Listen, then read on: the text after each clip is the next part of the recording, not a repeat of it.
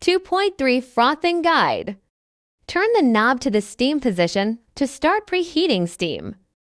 The steam indicator illuminates solidly while the hot water, single and double cup indicators extinguish. During the preheating, you can prepare the jug with whole milk in it. When the steam indicator flashes, the steam preheating is completed. The steam wand starts to dispense steam. Let the steam release for a few seconds until stabilized, then turn the knob back. Then immediately insert the steam wand into the milk and turn the knob. Notice that the steam wand arm is at 12 o'clock and the steam wand outlet is at 3 or 9 o'clock.